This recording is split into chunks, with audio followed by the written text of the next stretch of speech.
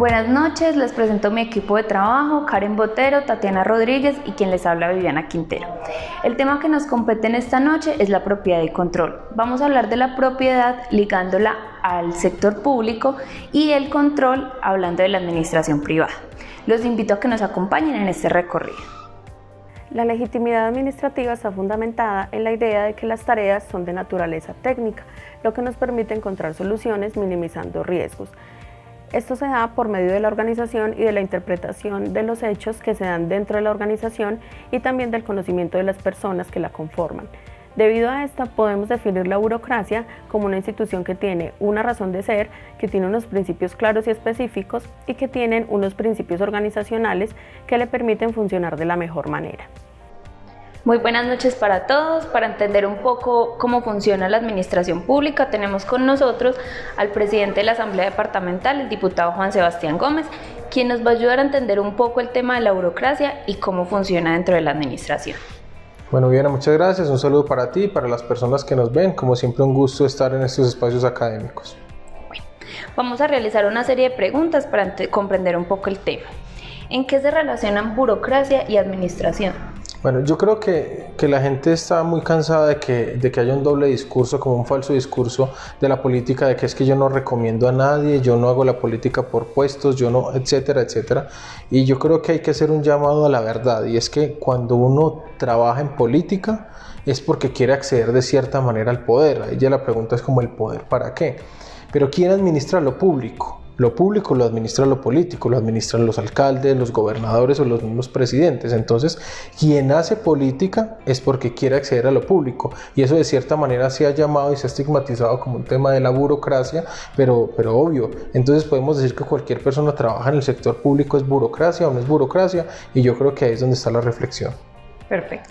¿Considera usted que el impacto administrativo de la burocracia dentro de la Asamblea de Caldas es positivo o negativo?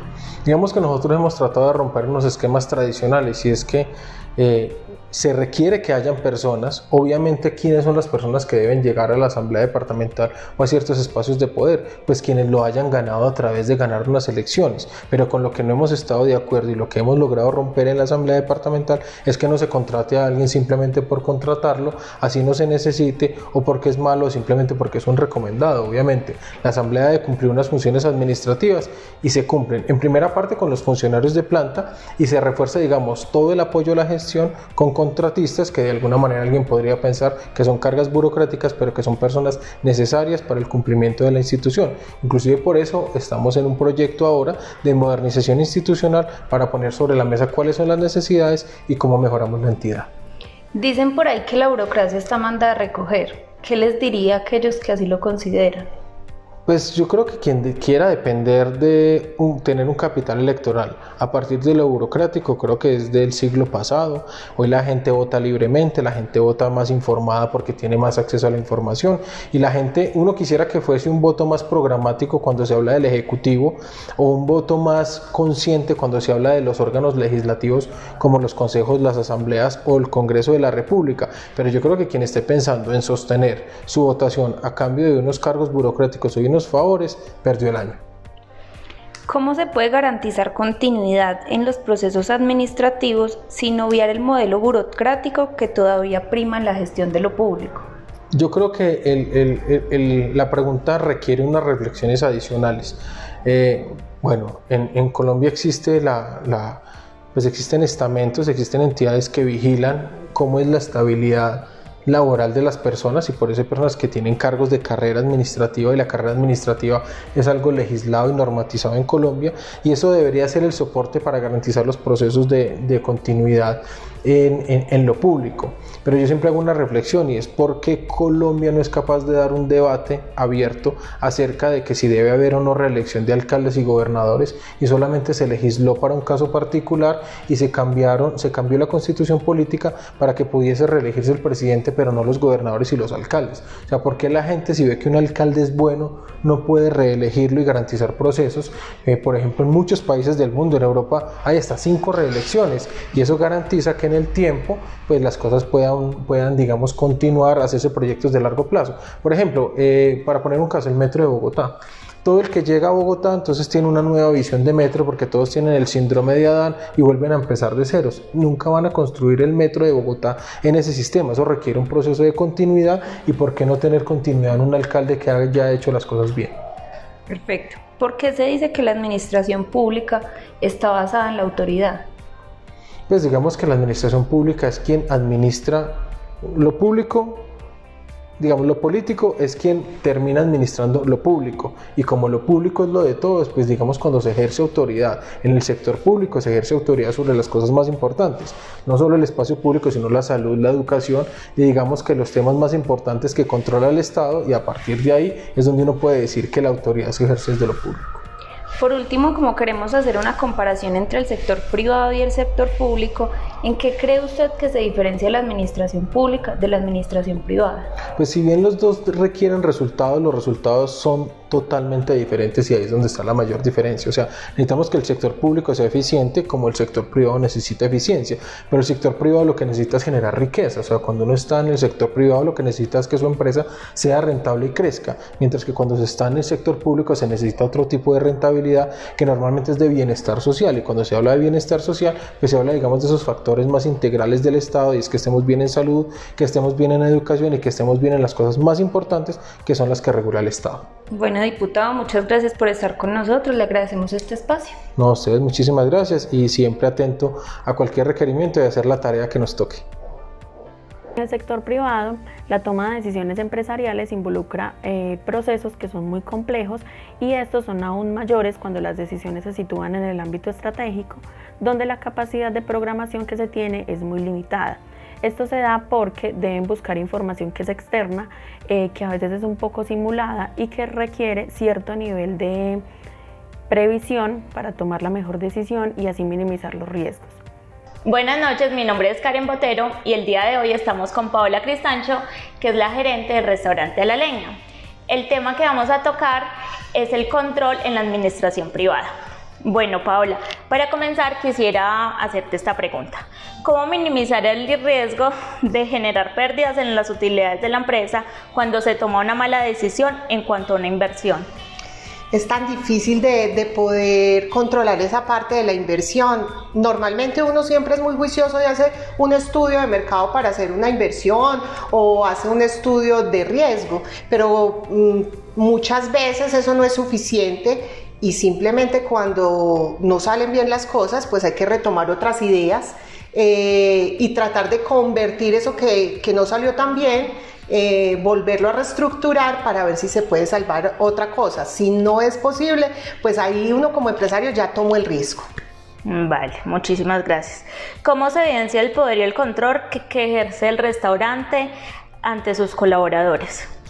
Nosotros siempre manejamos reuniones periódicas para entregarles todos los protocolos que deben de seguir, ahora pues más los de bioseguridad, pero anterior a eso, todos los procesos que deben de implementar dentro de la atención al cliente, de nuestra preparación de alimentos y para eso los controlamos con unos checklists donde las personas diariamente, nuestros colaboradores diariamente, deben de llenarlos para poder hacer el control diario. Vale. ¿Cómo ha manejado la falta de control presentada en un inicio por el tema de la pandemia? Pues es que para todos fue un aprendizaje. Para nadie tenía pues esto como en su mente, ni nadie sabía cómo se manejaba. Inicialmente nos regimos por el decreto 666, que fue donde se creó todos los protocolos de bioseguridad y empezamos muy juiciosos a trasladarlos a lo que nosotros manejamos y así fuimos construyendo pues digamos toda la regulación dentro del restaurante. Vale. ¿Qué estrategias organizacionales utilizan por medio del poder y el control para expandirse? Pues digamos que esos en este momento, digamos que tuvimos una que fue la reinvención, ¿cierto? Entonces hicimos unos talleres de trabajo con todo el equipo de trabajo, valga la redundancia, donde botamos ideas y dijimos, bueno, con el tema de la reinvención tenemos que sacar algo muy diferente que llegue hasta los hogares para poder pues seguir en el mercado. Yo pienso que la inclusión de todos los colaboradores es esencial en el crecimiento de una organización. ¿Qué tipo de intereses lucrativos o sociales guían a los directivos en el proceso de toma de decisiones? Para nosotros lo primordial es nuestro cliente interno antes que el externo. Pensamos que desde que nuestros colaboradores se encuentren bien, pues obviamente así mismo van a fluir las cosas hacia afuera. Y luego de ahí, como le decía en la pregunta anterior, nosotros construimos con ellos muchas de las ideas que han salido a flote. De sostenimiento, nuevos platos, y pues hasta ahora nos ha resultado fabuloso. Vale. Bueno, Paola, y para finalizar, quería preguntarle cómo cree que se diferencia la administración pública de la privada. Es que la administración pública tiene, digamos, la rige diferentes reglas y normas a nivel nacional, a nivel departamental, a nivel local. Entonces, para poder administrar desde lo público, pues hay que tener en cuenta esas reglas, esas normas, para no ir a afectar cosas que ya están escritas. Y en lo privado, pues cuando se es uno o dos, simplemente pues se hace una junta, se toman decisiones conjuntas y es mucho más fácil poder administrar en la parte privada. No hay, digamos, que estar mirando la ley o la norma, porque finalmente la construimos, somos nosotros los empresarios, ¿cierto? Bueno, Paola, muchísimas gracias por la asistencia y por darnos todos estos conceptos. No, gracias a ustedes por la invitación y estamos a la orden. Muchas gracias. Ya vistas las entrevistas, realizamos un paralelo entre la administración del sector público y del sector privado y podemos notar que tanto desde la burocracia como el poder y control son conceptos que están muy presentes en todos los procesos de planificación, organización, dirección del personal y las relaciones laborales que se dan dentro y fuera de la misma. Otro punto muy importante es que ambos conceptos son esenciales para la administración del sector público y privado, porque se necesitan de normas muy estrictas para poder administrar y controlar los flujos de caja. Desde la burocracia podemos ver que la administración pública tiene unos objetivos planteados, que es buscar el bien de la sociedad en general, y desde el poder y control, la empresa privada, su objetivo principal es generar utilidades. La administración privada está relacionada con los recursos que se obtienen por un suceso en específico, y en la administración pública está relacionada con todas las actividades para el uso o consumo de todos los ciudadanos en general, donde el primordial objetivo de este tipo de organizaciones es satisfacer las necesidades. La administración privada está relacionada con los recursos que se obtienen por un suceso en específico, y en la administración pública está relacionada con todas las actividades para el uso o consumo de todos los ciudadanos en general, donde el primordial objetivo de este tipo de organizaciones es satisfacer las necesidades. Después de escuchar los conceptos y la entrevista realizada al diputado Juan Sebastián y a Paola Andrea Cristancho, gerente del restaurante La Leña, podemos concluir dos cosas muy importantes acerca de la burocracia. La primera, la burocracia no es mala, como nos han hecho pensar en muchas ocasiones.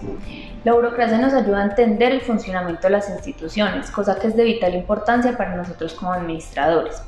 Y la segunda es que nosotros también funcionamos como burócratas al interior de las organizaciones, porque estamos regidos por normas y leyes y estamos al mismo tiempo tomando decisiones para generar utilidades a la empresa u organización donde laboramos. Bueno, ya para finalizar con las conclusiones, podemos notar que la propiedad es fundamental en el papel de las organizaciones, ya que representa los derechos sobre los flujos de caja en estas empresas, quien es la encargada de controlar la solvencia de la misma. Otra de las conclusiones es que en el sector privado es de gran importancia conocer los procesos de control que se imparten a sus colaboradores, con la finalidad de que todos sus procesos funcionen de la manera más adecuada.